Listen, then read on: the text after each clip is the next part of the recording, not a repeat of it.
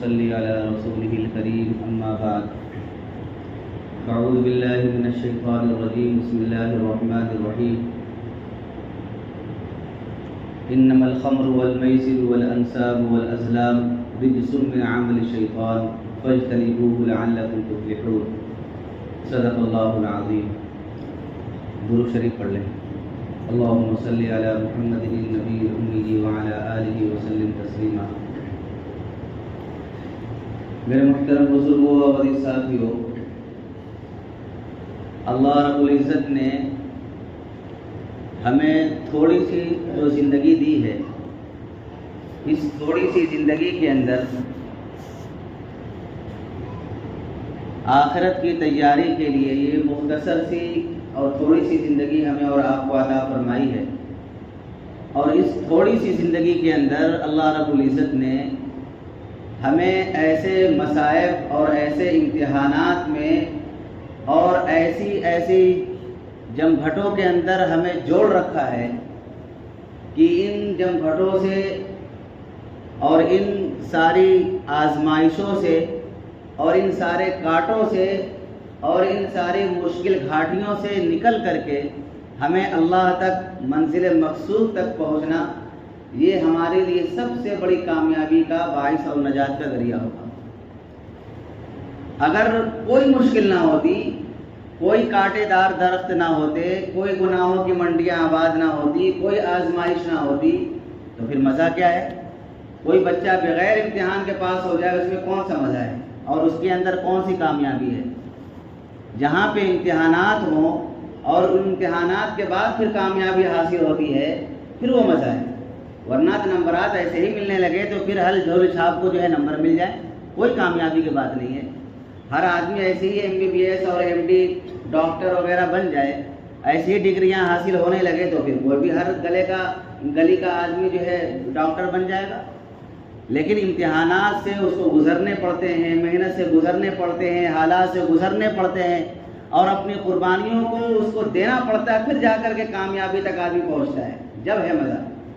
اسی طریقے سے میرے عزیزوں، ان دنیاوی جم گھٹوں کے اندر ہمیں طرح طرح کے آزمائشوں سے گزرنا پڑے گا. کبھی کاروبار کی حالات بگڑ جائے گی اور کبھی ایسے حالات آئیں گے کہ بس ایسا لگے گا کہ ہم غلط کام کرتے ہیں، حرام کام کرتے ہیں، جوا کھیل لیں اور بھی طرح طرح کے کام کر لیں. لیکن انہی چیزوں کے اندر سے گزرنا اور اللہ کی فرما برداری پر اڑے رہنا، یہی اصل مسلمان ہے، یہی اصل عاشق رسول ہے. اس لیے میرا عزیزوں، جو آیت شریفہ میں نے پڑھی ہے، میں نے اس آیت کے روشنی کے اندر چند باتیں عرض کرنی ہے. ایک تو اللہ رب العزت نے اس آیت کے اندر دو اہم چیزوں کا بیان کیا، حالانکہ باتیں چار ہیں اس کے اندر. انما الخمر والمیسر والانصاب والازلام، کہ بے شک تمہارے لیے شراب اور جوا اور بت اور جو پھال کے جو تیر ہوتے ہیں، وہ سب کے سب تمہارے لیے کیا ہیں؟ نجس ہیں. فاجتنبوہ رجس من عمل الشیطان، یہ عمل جو ہے شیطان کے عملوں میں سے ہے، یہ گندگیاں ہیں. فاجتنبوہ، اس سے تم بچو، لعلکم تفلحون، تاکہ تم کامیاب ہو جاؤ. لیکن عقل یہ کہتی ہے اس کے اندر سب سے بڑی چیز ہے شراب. کہ شراب ایک ایسی نشہ آور چیز ہے کہ جب آدمی اس کے اندر لت پت ہوتا ہے تو بہت ساری برائیوں کا ارتکاب کر لیتا ہے. شراب کے بارے میں آج کے وقت میں بہت زیادہ شراب عام ہوتی چلی جا رہی ہے، جتنی کم ہونی چاہیے. مسلمان کا بہت بڑا طبقہ اور مسلمان کا وہ بہت بڑے نوجوان طبقہ بیئر کے نام پر، شراب کے نام پر، یہ ایک فیشن ہو گیا ہے. جہاں پہ کچھ محفلی جمی وہاں پہ بیئر آ گئی. بھائی میں شراب نہیں پی رہا ہوں، میں بیئر پی رہا ہوں. حالانکہ یہ بیئر بھی یہ شراب کی قسموں سے ایک قسم ہے. اور نوجوانوں کا بہت بڑا طبقہ اور اچھے گھرانوں میں سے شراب پیتا ہے. بس مختصر سی بات یہ عرض کرنی میرے عزیزوں کہ آج اللہ کے نام پر آپ شراب چھوڑ دو. تھوڑی مشکل ہے جن کو بچپنوں سے لت لگی ہوئی ہے، آج 20 سال سے 25 سال سے آپ شراب پی رہے ہو، لیکن اگر اس اللہ کے نام پر آپ نے شراب چھوڑا تو اللہ کل آپ کو پاک صاف 1 نمبر کی پیور شراب پلائے گا.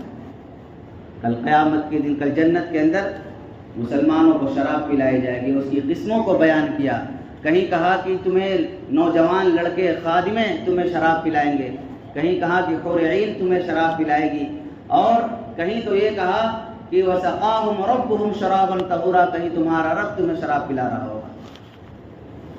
تو یہ تھوڑی سی قربانی ہے، بس تھوڑی سی اپنے خواہشوں کو قربان کرنا ہے۔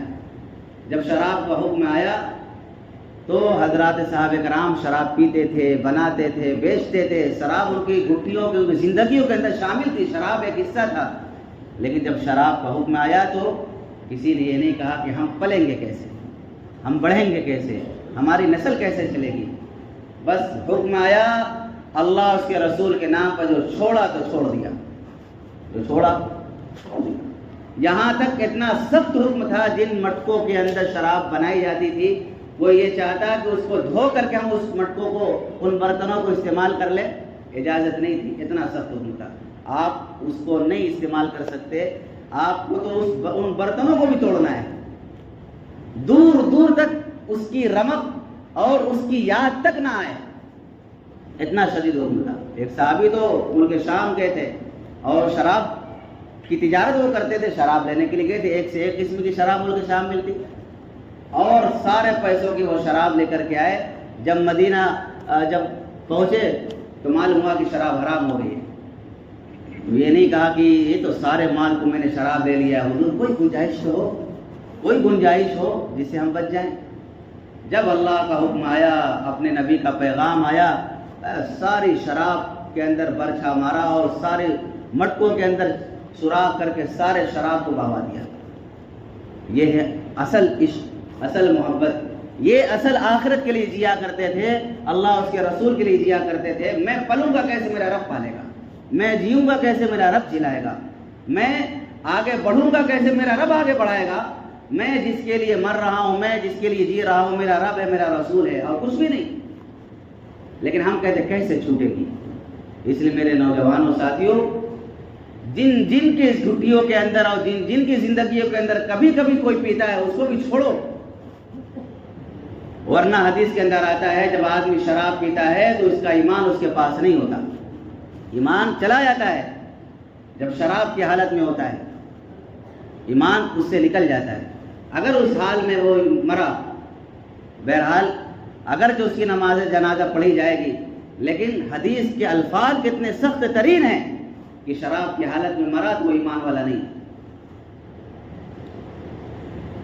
میرے عزیزوں، اس لیے شراب کی قسموں پر جو چیزیں بیچی جا رہی، فروخت کی جا رہی، ان سب سے بچو، اور جو شراب کا عادی ہو، بیوی بچے بیچارے پریشان ہیں، بیوی بچے سب پریشان ہیں، ان کو کھانے کے لیے کچھ نہ ہو لیکن وہ چاہیے، ان کو سب بیچ باچ کر کے کنارے کر دیتے ہیں۔